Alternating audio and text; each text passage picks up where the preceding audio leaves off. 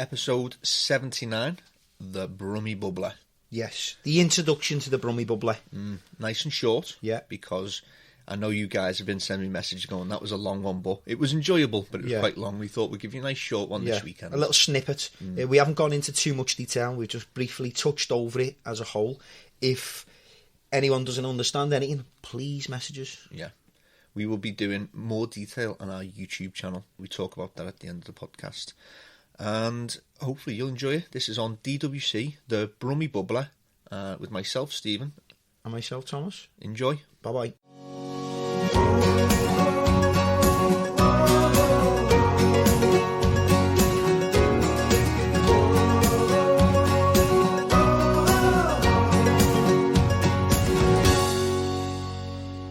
So, welcome to today's episode of the Birmingham Bubbler. The Bubbler. The Brummy Bubbler. The Birmingham Bugger. Bastard. Yes. Yeah. The Scouse Deviant. Yes. A DWC Bubbler tub. Yeah. Whatever you want to call it, there is only one, and it's the Bubbler. The Bubbler. Yeah. Where should we start? This Bubbler to get you all spiking your interest. Is not NPK's system, is it? No, it's not. It's the system of the people. Yeah, it's everybody's people's system. This system's been around, this method has been around for probably 20 odd years, I think. A long time. Essentially, your roots hang in a oxygenated nutrient solution, and the growth is just the fastest growth you've ever seen in your life. It's a homemade system.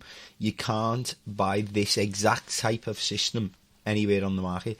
You can buy ones that state the bubbler this and the bubbler that. None of them have the components or the technology required to actually be the Brummy Bubbler. Or the expertise that come with the Brummy Bubbler. Yeah. Because when you get the Brummy Bubbler, you'll know about it. You get all the expertise and all the experience that go with it, the nutrient feeds. Because the bubbler isn't really just the method of system that you use. The bubbler is everything, isn't it? Combined. It's the Scrogger method. It's the Fimming method. It's the amount of lights that you have over it. How long you veg for. Well, first of all, for the people who don't even know what we're talking about, they go, what's a bubbler? Bubbler sounds like a foot bar or something like that. Well, basically, if we can build you a visual picture in your mind, we've got a 90-litre black plastic tank. It's a fair size. I think it's about just under a metre long and maybe a quarter of a metre wide. Yeah. We then have a smaller basket which is hand drilled. It has loads of holes in it, thousands of holes, and this is a really tough basket which is suspended across this black tank. Now, within the basket is a series of air curtains, which was a lovely tip that we added to the people's system. It was initially porous piping, but we found to be blocking. So basically we have a pot, which is the smaller basket, which is a 10-litre basket, what we fill with stones, but we have engineered into the base of it inside is an air system. So when we place our stones over this within the pot, air is continuously pumped to the roots. But then not only that, within the 90-litre black plastic tank, we have the same system fitted into the base of that, just enlarged a bit, obviously, because it's a larger area. And this pumps air into the water, which oxygenates the water.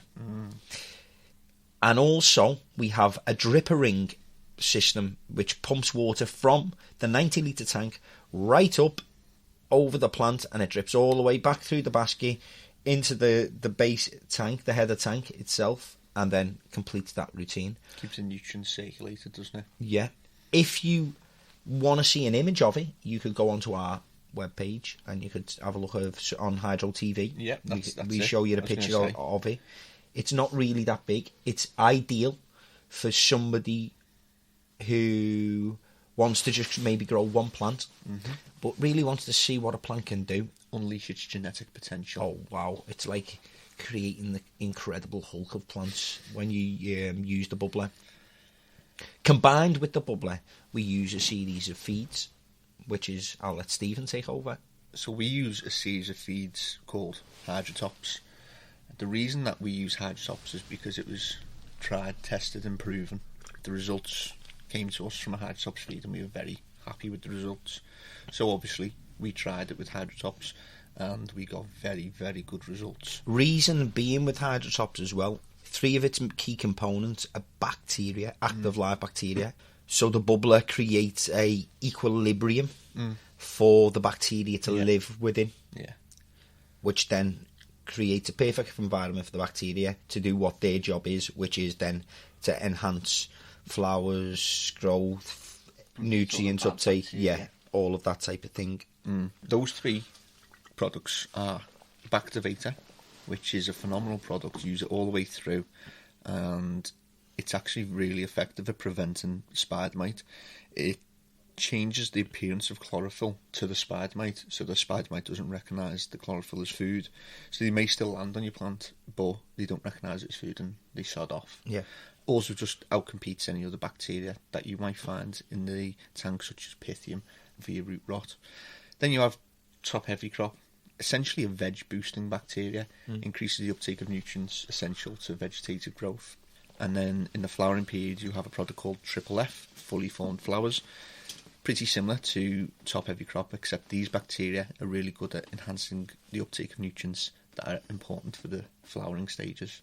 And then we use top heavy crop again during flush to allow the plant to finish itself properly, and allows the increased sugar content within your flowers and your fruits. These 3 bacteria that we're talking about as well, these need to be mixed as well.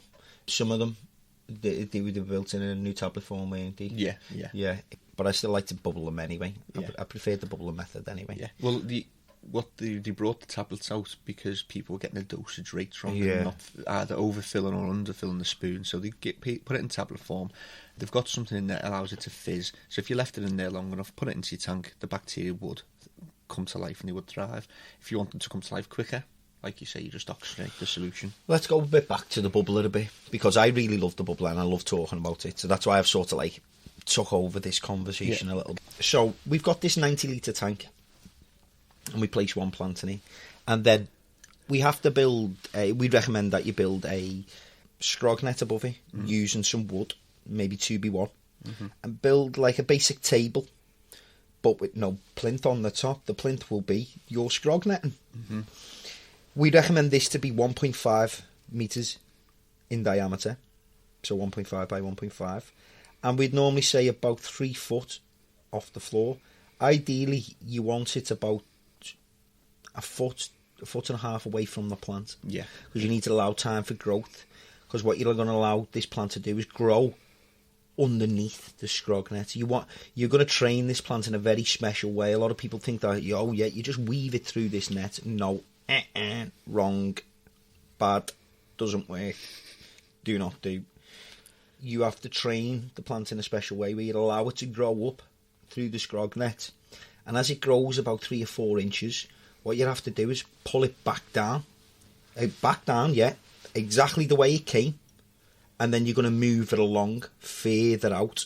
And what I'm trying to get you to picture is you're getting this plant to move along to the next available hole, so just moving along a little bit further, and you need it to grow up a little bit more, because if you stretch it out flat and you're just trying to make it stretch underneath, it's going to die off and it's not going to grow to the light. So what you're doing is you're moving it to the next available hole, but so long as that the stalk can still pop through and head towards the light again, you'd let it grow for another 3-4 inches, then you would pull it back down through that hole that it just grew through and move it right maybe or left maybe towards the outer ring of the scrog net. You'll be doing this on all branches. So basically, if you was to take a bird's eye view and you had a normal plant, it would look as if you had whacked it with a giant frying pan, boof, right over the top, and it just went and completely spread out. That's what you want underneath the scrog net. You don't want it above the scrog net. Yeah. You want it underneath. And the way that you do it is you're making your plant crawl underneath by training it every single day in the grow period. It's called LST, isn't it? Low stress training. We covered it a few weeks ago on advanced vegging techniques. That's essentially what you're doing in this scrog method.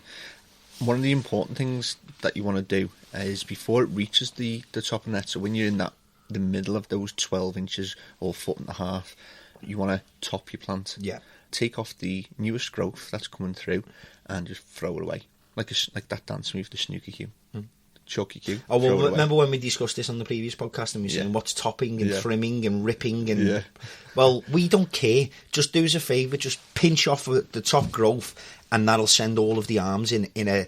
opposite direction, which will be really good for you, rather than just having one main head and you're going to structure that one way and wait for the smaller arms to become more mature. So it's a good tip. So whether you cut it, pull it, rip it, bite it, bap it. Yeah. So, did you ever see that game? Rip it, pull it, bap it. Yeah. Yeah, you're going to do that shit to it. And then you can, once it's through the net as well, you can top it, film it, bop it, whatever you want to do to it. Again, a couple of times. And that way you can have lots of extra arms. It's going to be nice short stuff. Can I just jump in with a top tip? Go on. Something that we discovered. That is, when we initially first started doing this, we put the bubbler on the floor and built the frame around it, how I've just described. Yeah. I'm going to give you as a top tip. Put the bubbler on maybe a secure surface that's already 3 foot off the floor. Because then by the time you then extend the legs of your frame, and this should be at waist height, which will allow you to sit on a small stool and not hit the crap out of your back. Yeah. Because you don't have to crawl on the floor like an SAS soldier or a Navy SEAL. Yeah, you do replicate SAS, Special Forces selection, when you put the bubble on the floor. Yeah. Crawling all around, doing your trimming in the late stages of veg. Yep. It feels like I was on 2-2 selection. Yeah. Not good. Definitely raise it up, it's much better. So, we're in the DWC. We've got our lovely plant and we've chopped it and it grows through, and as Thomas described, we grow outwards into the scrog net. You're going to fill that scrog net 3/4 of the way when you're in veg, 18 hours of light.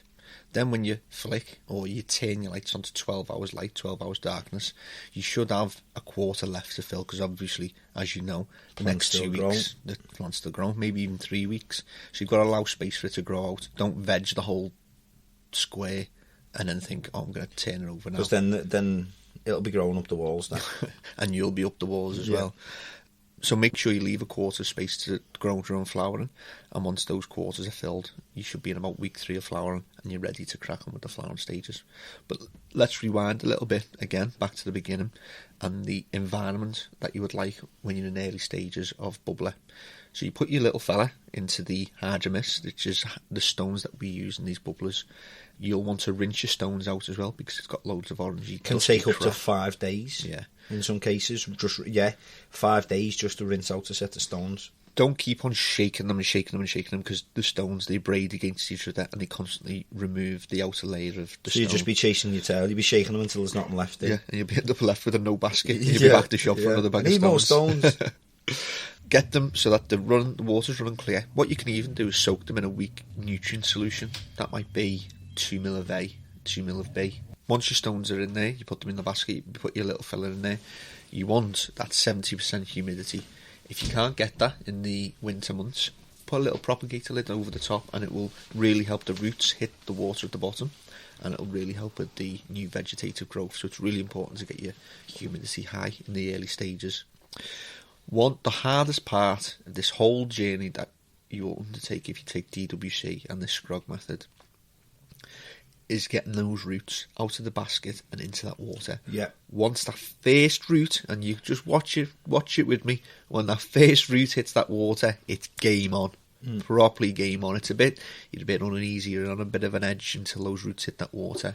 But as soon as they hit that water, watch what happens. And then what basically happens is they multiply that quickly, is you end up with a layer of root, a mat of root that's solid. If you follow our Instagram, it's the second most recent post. Well, it probably won't be when this podcast goes live, but check out the Instagram, and I put one up, hashtagged it as root porn, which you do with roots. Apparently, that's the thing to do. Apparently, I just follow what they're doing. They're big, dirty roots, man. And once that's in there, it's game on. It's a pleasure to watch them roots just crack on and get themselves into the oxygenated water. About oxygenated water, we use air curtains because 2 things. golf balls or air stones are crap, and just don't handle the amount of air that these roots need. That's the only way they want to use is crap, and because they're really poor. They degrade. They don't pump out equal amounts of air.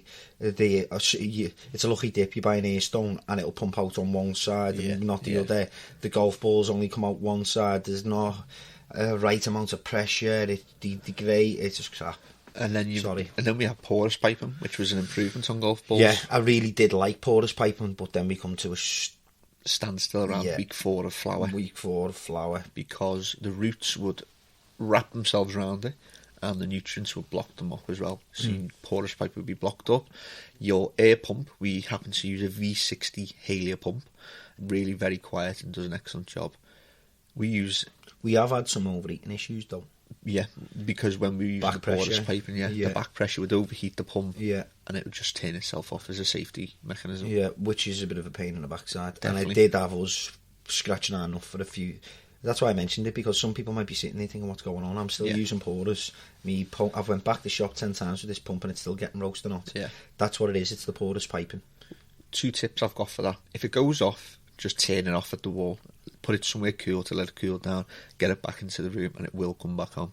Second tip, don't have it under direct light because it's going to overheat quicker. And if you can, get a small clip fan, blowing air at it. And then since I've had a clip fan blowing the air at the pump, I had no issues when we were under porous pipe. Yeah. Now we have our second, third generation of air lines. Yeah. Had no issues with blocking on these air lines. Yeah. Even when the roots have grown round them and under them and completely matted them over, they just don't get blocked. And even when you're about to flush, there's still a foot spar going on. That's what I love about this system, Steve, because we got given the blueprint a few years ago by one of our pals in the industry, Phil. Yeah. And every time that we all meet up, because we're all like-minded people, there's always a new take on somewhere. Yeah. Someone somewhere has added something different to this system, and we're all proud of the systems, everyone's, because it's a people's system devised by the people for the people. You don't have to have that one. If you haven't got a bubbler and you can't get to any of us and you live on Mars but have managed to listen to this channel, you're doing well.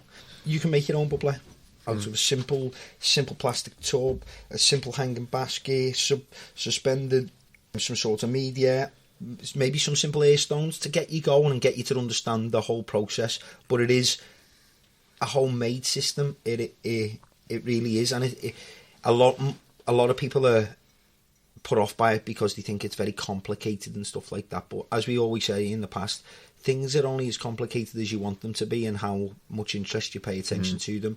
And this, once you've done one bubbler, you realise how easy it actually is, because it's all in different stages. And it's all in bite-sized little pieces and can be really easy to manage.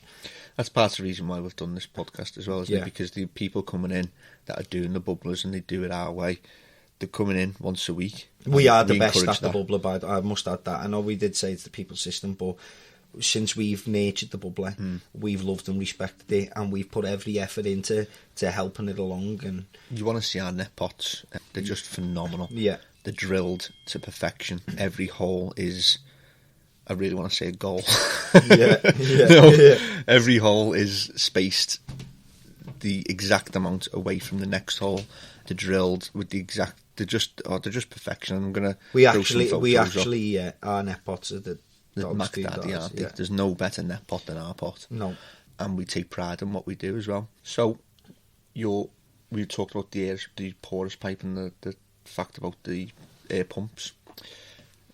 Let's talk a little bit about the water, the environment within the water, because even though we said the bubblers are easy, they're easy if you're passionate and you take the time and you're willing to do the work. They're not easy if you just think it's can throw a plant in and come back next week and see what's happening. Not going to work. It's going to be a catastrophe. Not for you. It will die. Yeah. Reason being is because I say it like this to our customers. Hydro is a hard method to grow in because you can't make very many mistakes. In soil, you can make quite a few mistakes in pH. Because you have the safety barriers. Yeah, exactly. And cocoa, you can make a few less mistakes, but you can still make a couple and get away with it. So, about the water and the environment of the water. First of all, you have your pH. going to keep it nice and simple. You want your pH set at between 5.5 and 5.7, but you can go down to 5.5 if you need to. Set it at that. In the vegetative growth, what you're going to notice is when the plant's growing and it's healthy, your pH can naturally rise because of a little bit of a complex chemical reaction going on in your root system and the water. So your pH rises naturally in the vegetative stages. Keep it at 5.5. If it rises above 6.5, then you maybe want to start thinking about adding a bit of pH down. When you're adding pH down, don't add it directly to the tank. A litre of water, pH down the water, then add that to your tank. It's going to just keep everything safe, and it's going to mean that you're not adding pure acid to the root system. EC, as you know, as we always advise, is you want to start low, work your way up to the peak of 2, maybe 2.2. Well, you have got the Grower's Guide, which you get with every bubbler. Yeah. It's Hydropop's Grower's Guide. It's a small paper book. In the centre pages, is it centre pages? Last two pages, sorry, is the complete full feed schedule, every piece of part of it, every week, and all EC and pH and everything you need is all there available with the bubbler kit. Yeah. So, and we advise after the 6th week of flower, you start coming back down again to maybe 1.5, then 1, and then you flush. Yeah. That's it. Water temperature, vitally important. You want it at 18 degrees Celsius. It's all to do with the amount of dissolved oxygen in the water. The colder the water, the more oxygen that it can hold, but the less able the plant is to uptake nutrients. The warmer the water, the less oxygen there is, and the more able the plant is to take up nutrients. So we go for a nice sweet spot golden zone of 18 degrees. In between. 19 degrees is okay. 20 degrees is all right. As soon as it starts getting up to 22, 23, you want to start looking at maybe a water chiller. We personally use Haler again. They're the 150A and so on. Use their water chillers. They're very good. They do a very good job of keeping your water temperatures nice and cool. And that's essentially it. EC, pH, water temperature. They're the things you've got to measure daily, if not twice a day, when you're growing in a bubbler. And then we move on to the flowering stages. Okay, 12 hours of light. Nothing really happens in those first 2 weeks. You still do a bit of pruning whilst the plant's still growing. Once you get into the flowering stage, it's not you don't need to do any of the training and stuff, so job routine becomes a lot easier.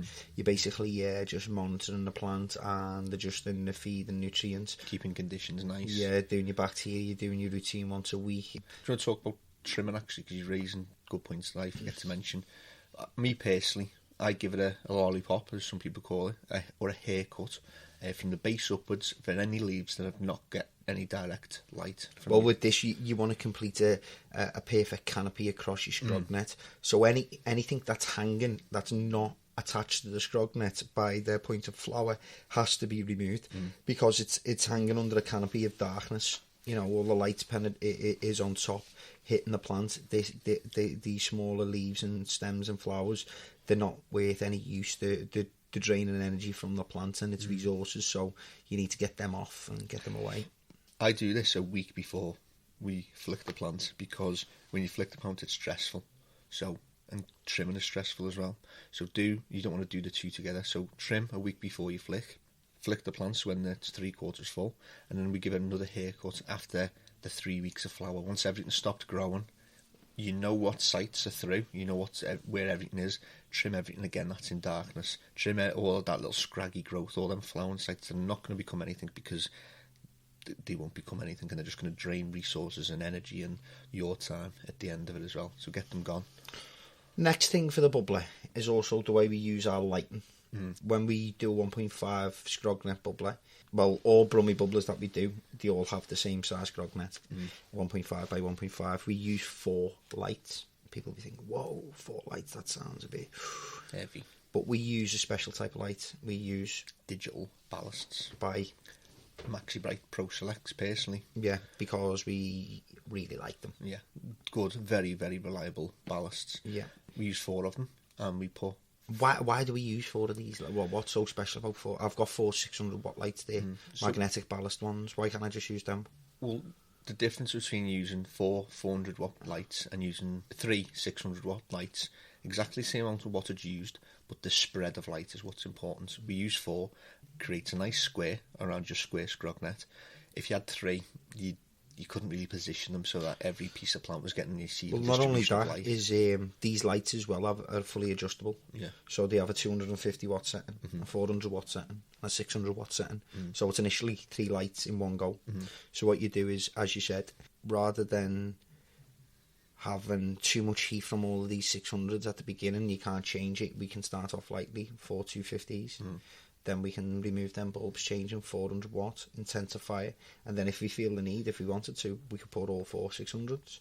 And that's one of the key features with the bubbler, is having a digital dimmable lighting system with it, because it allows you to go through the lighting stages as the plant matures and stuff. Also, the widespread of light rapidly increases the amount of yield that you'll get at the end produce. For those that wonder why we go from 4 250s to 4 400s, is young plants don't need a lot of light, so we maybe even start off on 1 250, gradually put them on, flick them onto 4 400s. And the reason that we do that difference in veg and flower, it's called we're not going to go into detail, but it's called DLI, Daily Light Integral. 18 hours of 250 watt bulbs, 4 of them, gives you a certain amount of light. When you go into flowering and it's 12 hours, you've got to increase the amount of light that your plant's getting. So you give 4 400s, and the Daily Light Integral is equal in veg and in flower, and the plant remains stable. If you're confused by DLI, send us a message, because it would be terribly boring to go on about it on podcast, but I'll happily talk to you if you send me a message. So one of the great things about this triple F, the fully formed flowers, is that in the first 2 weeks, 3 weeks, when you don't really notice much going on, the triple F is going to make things go on. It's going to increase your flowering sites, and then you've got loads more flowering sites to increase, to build on then. So the bacteria, even if you're not using bubblers, the Hydrotops bacteria, Activate to triple F, top heavy crop, are really, really good. And even people that have used it in cocoa and soil have seen phenomenal results. So they're 3 products that people can get onto anyway, even if you're not in a bubbler. If anyone's still unsure about any of the stuff that we've talked about, drop us a line, give us a call, messages on Facebook, Twitter, Instagram, all of that stuff. After weeks and weeks and weeks of asking you, start to send you messages, and now don't be scared. People have sent the messages and seem to be really happy with having a chat with us, and we clarify things that we say on the podcast. Well, that was an introduction to the bubbler. Upon request, we're going to split it up into different sections and go in a lot more deeper. But that's basically an introduction to the Brummy bubbler. Yeah, we're going to do a lot more on the YouTube channel series, which is so you can actually visually see what's going on rather than just trying to describe it to you. That'll be live January 2017. Yeah, we're going to be busy recording over the next 6 months. Yeah, and we'll be talking about what we're doing on the podcast, and it'll all be released in January. So if you're struggling listening, don't worry. We'll come to your eyes and your ears next year. So God help you all. Yeah. I hope you've enjoyed that podcast. If you have any questions, because we didn't cover it in loads of detail, going to keep it nice and short for you guys. Yeah. Send us a line, Twitter, Instagram, Facebook, email, phone us, whatever you want to do. Get in touch and we'll go into more detail. We love it. We love your questions. Thank you for listening to episode 79. You are listening to myself, Stephen. And myself, Thomas. And have a great weekend, guys. Bye-bye. Bye-bye.